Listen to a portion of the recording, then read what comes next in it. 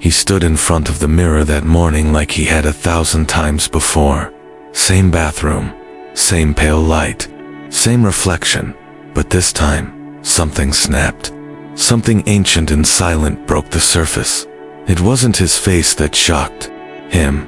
It was the vacancy in his own eyes, as if someone else had quietly moved in while he wasn't paying attention, as if the man staring back had been hollowed out one safe decision at a time. His name was Lucas, 34, lived in Brooklyn, marketing manager, smart, reliable, predictable.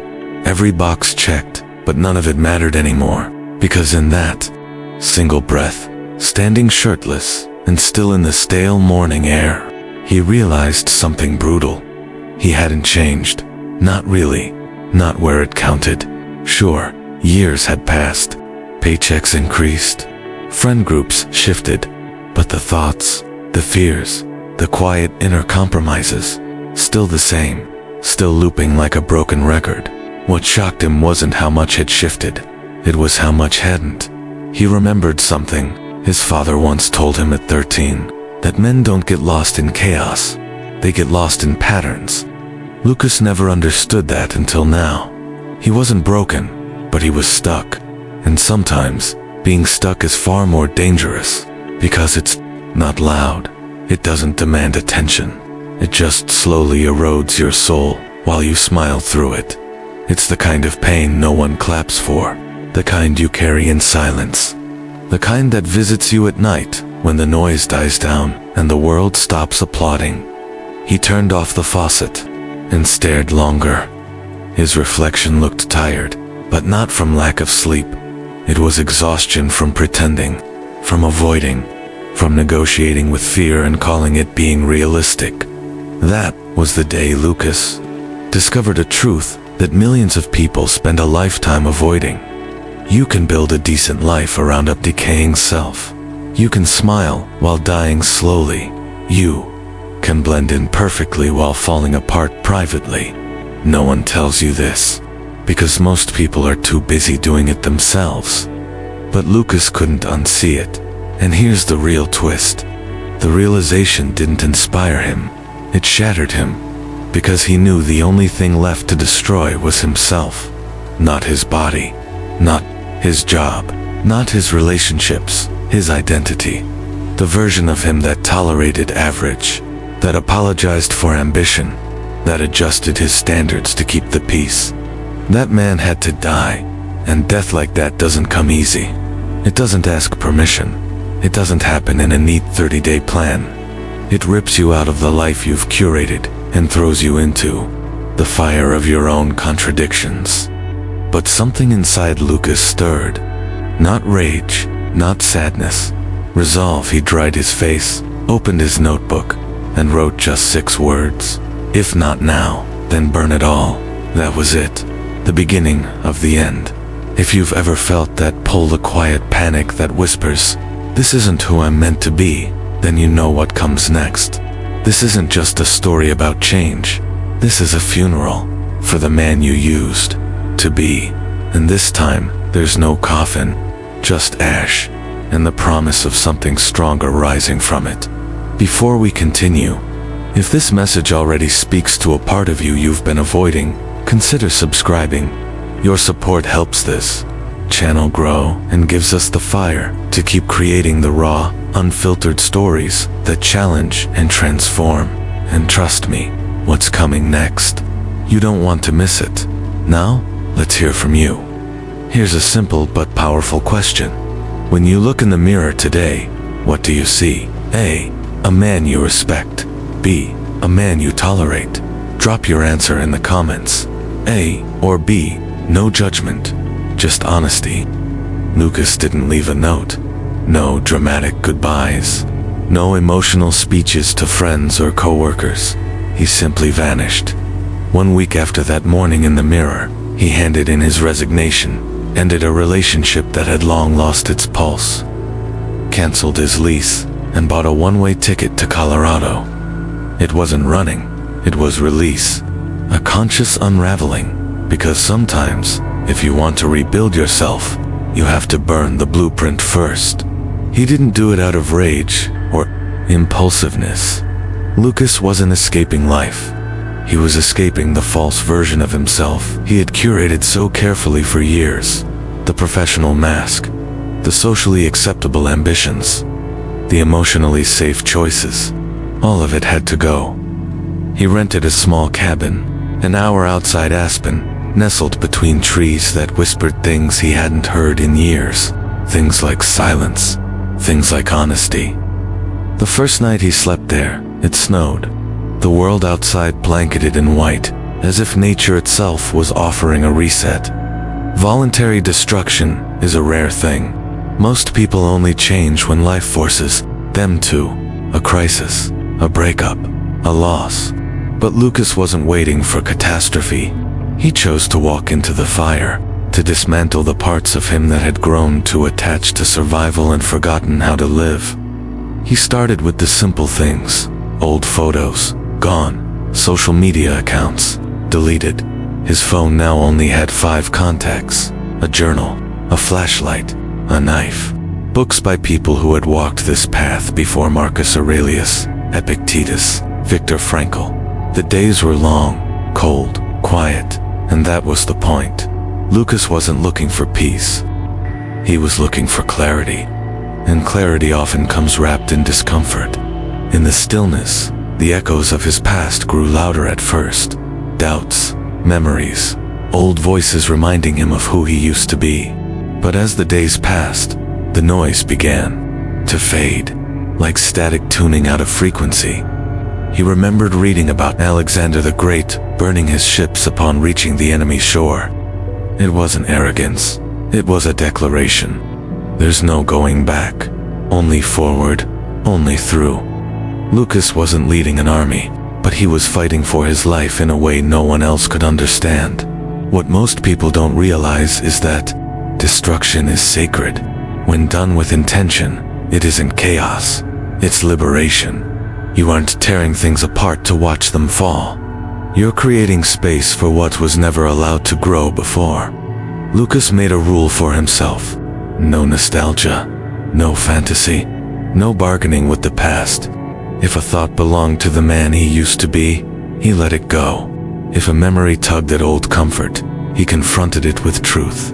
And if a habit tried to sneak back in, he replaced it with something harder, sharper, more aligned.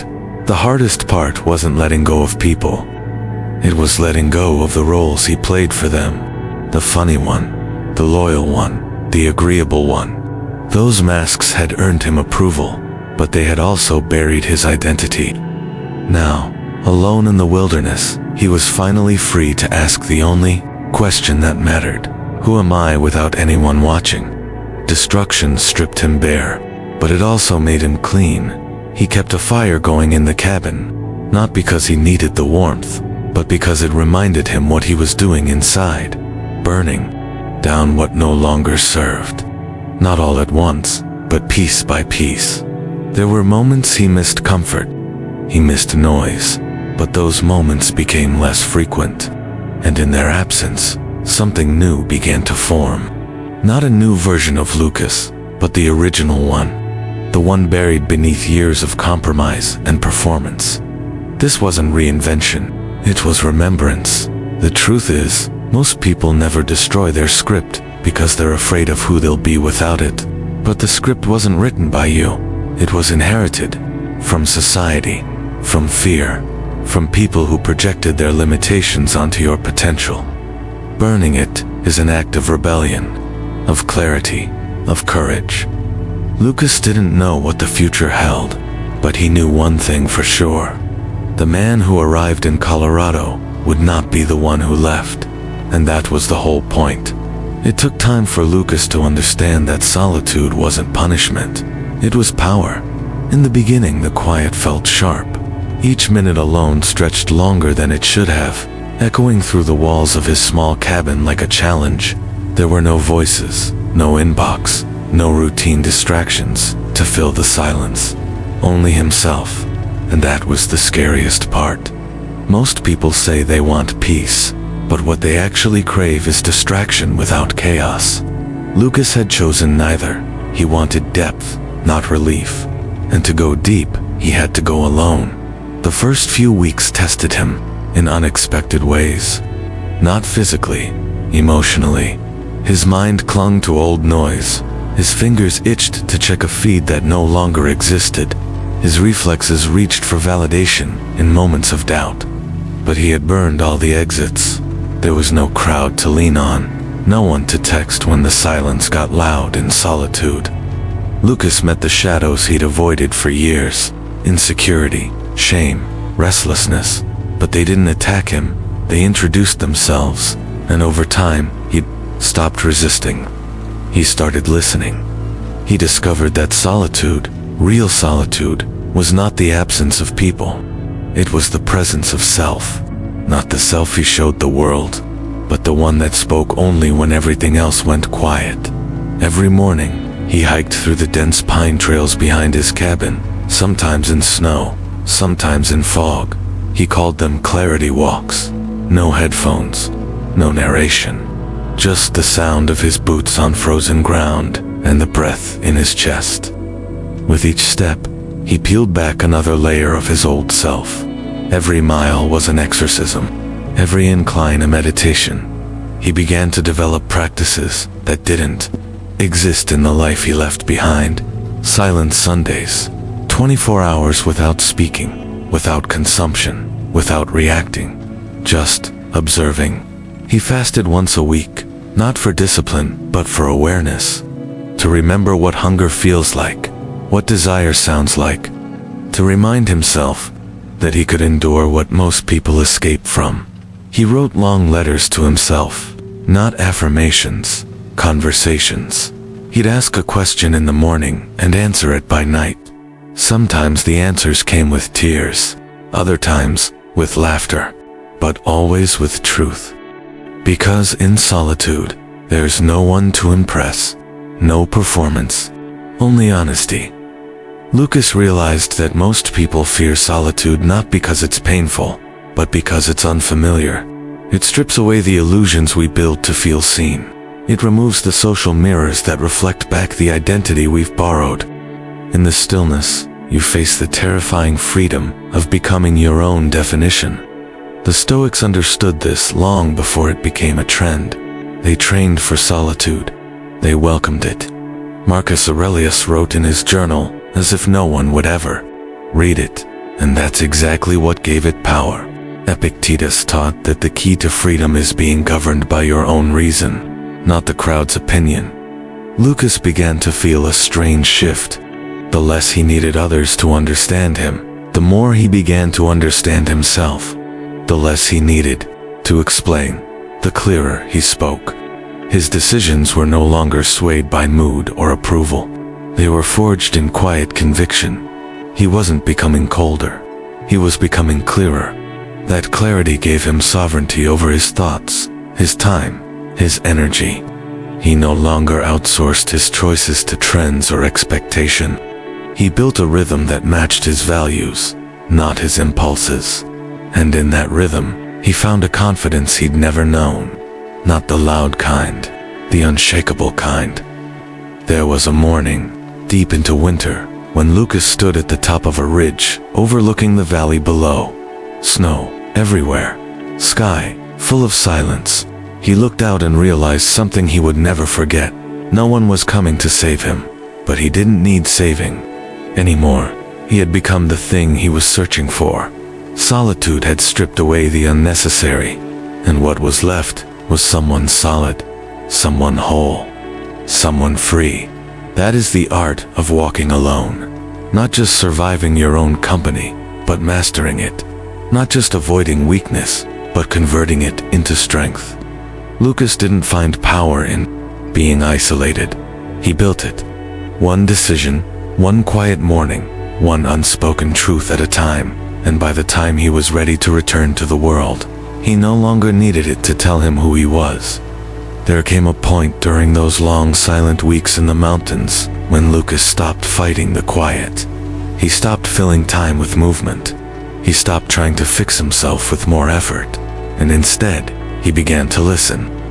Not to the world outside, but to the voice within. the one that had been buried under years of conditioning, fear, and half-truths. Lucas realized something most people never do. His problem wasn't his habits. It wasn't discipline. It wasn't willpower.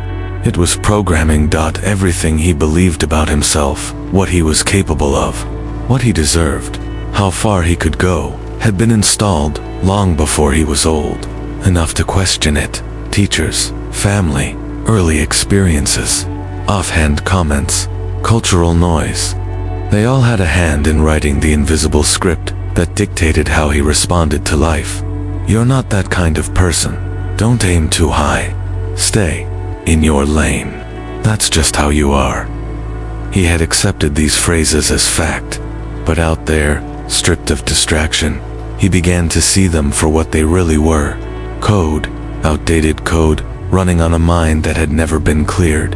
Lucas began the work of reprogramming, not with slogans, not with motivational hype, with truth.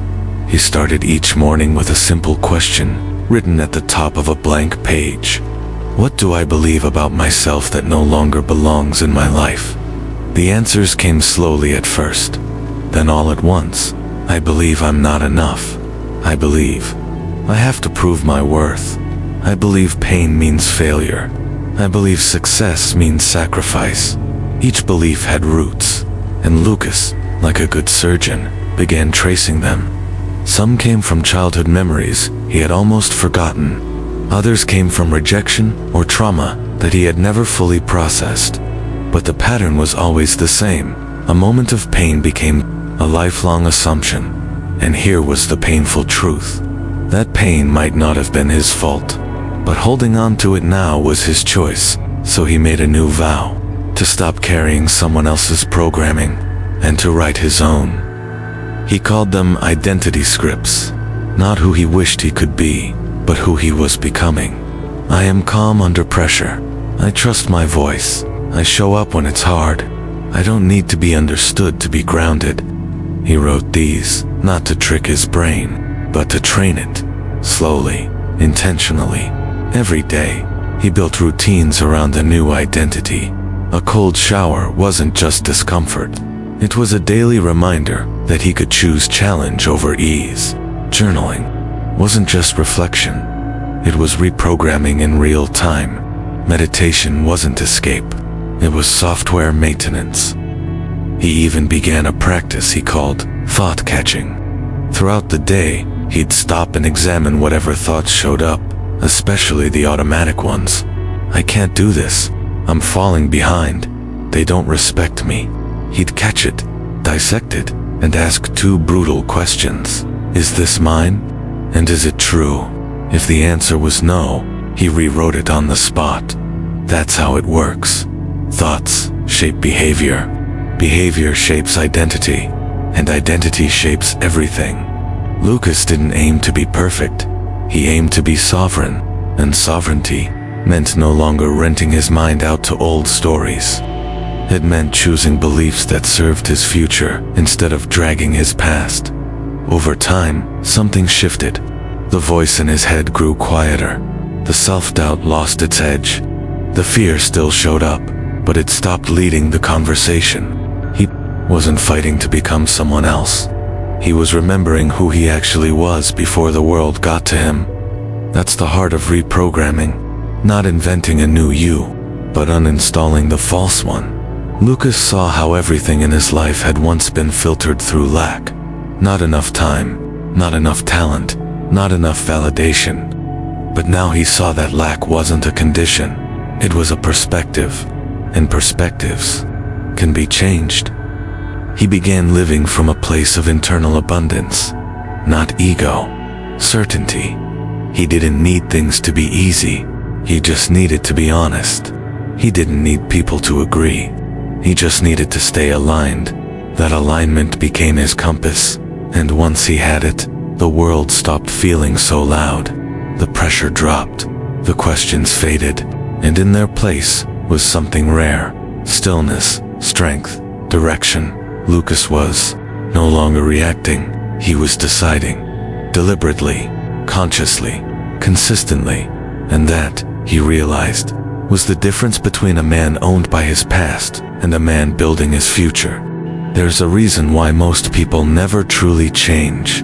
They wait for the feeling to arrive, the motivation, the inspiration, the perfect mood. But Lucas had reached a place where he understood the brutal truth that very few ever accept. Discipline is not born in emotion. It is built in opposition to it. He stopped trying to feel his way into action. He decided to act his way into becoming. Discipline, for him, began as a survival instinct. He had destroyed the structure of his old life and found himself standing in the wreckage, surrounded by temptation to slip back into comfort. The only way forward was through ritual, through repetition, through a blueprint stronger than his excuses. He started every morning at 4:55, not because he was a morning person, but because he wasn't. The alarm wasn't just a signal to get up, it was a declaration. I choose to rise before my weakness does. He kept the room cold on purpose. He placed his shoes at the door the night before. He wrote a reminder on a yellow post-it above the mirror. Don't wait to feel ready. The first hour of his day became sacred. No phone, no noise, no outside influence, just his breath, his body, his mind. He began with motion, push-ups, air squats, pull-ups on a wooden beam in the cabin. Nothing fancy, just resistance. Resistance to gravity, resistance to comfort, resistance to quitting. Then, a cold shower. Not for health, for control. He stepped into it not because he wanted to, but because he didn't. And that was the whole point. Afterward, he sat with a journal and wrote 3 questions. What will I do today that aligns with who I'm becoming? What temptation will I refuse? And how will I train my mind, not just my body? He called these his anchors. Not goals, not plans. Anchors, things that kept him grounded when old patterns tried to rise. By 6:30, he was reading, not scrolling, not consuming noise. He returned to the words of those who had mastered their inner world. Seneca reminded him to be ruthless with time. Aurelius taught him to greet hardship like a friend. These weren't quotes, they were weapons. Tools to sharpen his focus and defend his day from drifting. Lucas learned that the biggest threat to progress wasn't laziness, it was drift. That slow slide back into the familiar. The nearly invisible compromise that starts with, I'll do it later, and ends with you becoming the same man you promised to outgrow. He built systems around his most vulnerable moments. He scheduled his deep work when he had the most energy. He blocked out his afternoons for walks and breathwork. He created what he called a non-negotiable window between 5 p.m. and 7 p.m. No distractions, no social contact, just execution. Whatever mattered most that day got done in that window, or it didn't get done at all. Discipline, he realized, wasn't about grinding for 12 hours. It was about consistency under pressure, precision over passion. He even invented a nightly ritual he called the reckoning. Before sleep, he sat in silence and reviewed the day, not to judge it, to learn from it. Where did I drift? Where did I lead? What did I say no to that tried to own me? He tracked it in a log, not to be perfect, to be honest. Over time, something remarkable happened. The things that once required force began to feel like instinct, not because they got easier, because he got stronger. He had trained his nervous system to respond with action, where hesitation once lived. The most powerful shift was internal. He no longer needed to prove anything. His discipline was no longer performative. It wasn't about showing others he had changed. It was about showing himself he could be trusted. That trust became the foundation for everything else. You cannot lead your life if you cannot follow your own word. Lucas had broken promises to himself for years, but now, each day he followed through was a stone laid in the foundation of a new identity. There were days when he failed. Of course there were, but the failure no longer led to collapse. It led to recalibration. Because discipline isn't about streaks, it's about standards. Lucas didn't build discipline by accident. He forged it. In cold mornings, in silent nights, in the space between the man he used to be and the man he was becoming. He learned to win the smallest wars daily. The war against the snooze button. The war against distraction. The war against the story in his head that said you've done enough, and that's what no one tells you. The most important fight is the one no one sees. It happens in private, in quiet moments, in small decisions. But when won consistently, those invisible victories change everything. Lucas had become dangerous, not because he was loud, but because he was dependable, because he had removed negotiation from the equation, because he had decided that his future was worth more than his comfort. And every action he took whispered the same message: I will not go back. Lucas hadn't planned on going back, but life has a way of testing transformation, not in silence, but in return. A year after he vanished from the noise, a family death called him back to New York. The city hadn't changed. Same buzz, same skyline, same rhythm of chaos, disguised as progress. But Lucas wasn't walking into it as the man who left. He was someone else entirely now. Someone fewer people would recognize, and even fewer would understand. The plane landed just after sunset. Cold wind hit his face as he stepped onto the pavement. He noticed everything differently. The way people walked faster, but looked more lost. The way conversations were loud but hollow. He didn't judge it. He simply felt the distance between who he used to be and who he had become. Old friends met him that week. Familiar faces, same jokes, same assumptions. They asked about Colorado, the mountains, the quiet. They nodded, smiled, but their eyes searched for the old version of him, the one who laughed on command, the one who stayed agreeable to keep the peace, the one who needed them. But that man was gone, not buried in bitterness, but released with reverence. And Lucas didn't try to explain, because the deeper you change, the less language can carry it. Some people don't need to understand your growth. They only need to witness your absence. At the funeral, standing by the grave of someone who had once taught him to toughen up and never cry, Lucas let himself feel it all, not as weakness, but as evidence. That the work he'd done in solitude hadn't numbed him. It had sharpened him. He didn't fall apart. He stood stronger, not because pain didn't reach him, but because it no longer controlled him. There's a difference between numbness and mastery. One avoids, the other accepts. Lucas walked through the city with a calm that disrupted people. He didn't react to provocation. He didn't chase validation. He didn't overshare to fill space. He was still, grounded, unapologetic, and some called it cold, but it wasn't cold. It was clear. He had become untouchable, not because life stopped hurting, but because he had built an inner world that no longer collapsed under pressure. Untouchable is not perfection. It's not ego. It's not invincibility. It's the quiet strength of a man who has buried his old self and built something deeper in its place. It's knowing that storms will come and not needing to run for shelter. Because you are the shelter. That doesn't mean Lucas didn't feel fear, or doubt, or grief. He felt it all. But the difference was this: it didn't shake who he was. He had stopped tying his identity to his circumstances. His worth wasn't at the mercy of outcomes. He didn't rise and fall with external tides. He had become internally referenced. That is sovereignty. It wasn't easy. There were moments during that week back in the city when his old habits tried to whisper again. Just relax. Just blend in. Just be who they remember. But he caught the voice. And he answered it the same way he had in the mountains.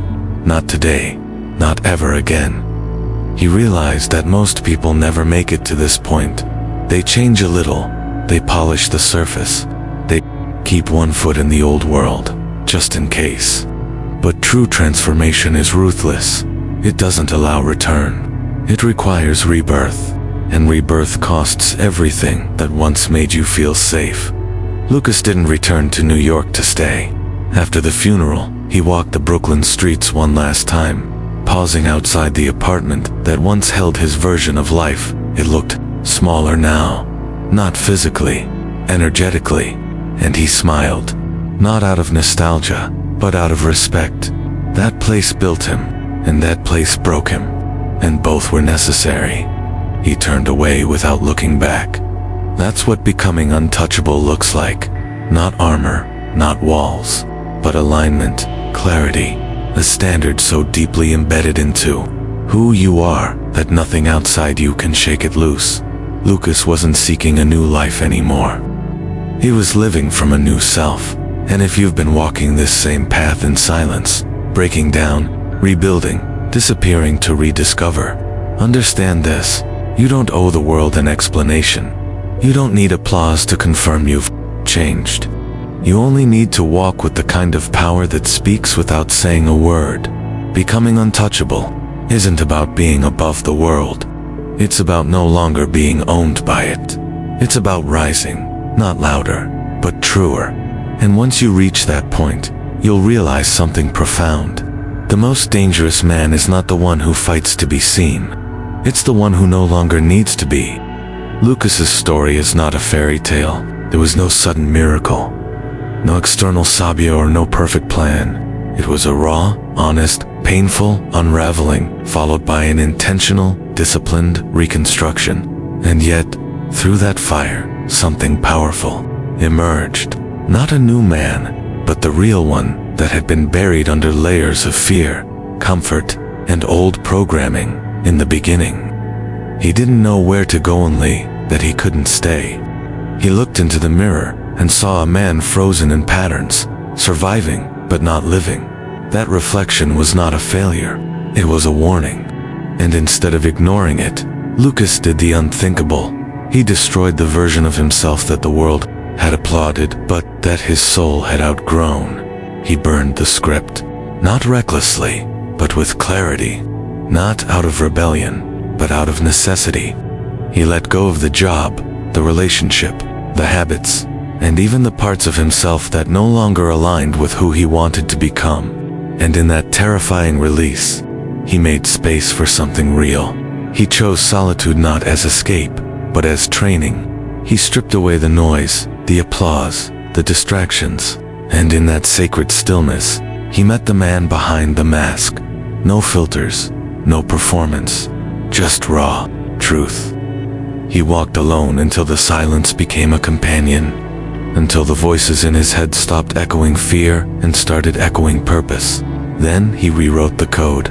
Every thought that used to trap him was examined, questioned, and rewritten. He refused to let old fears drive his future. He stopped believing the stories he never chose and started writing the identity he was proud to live.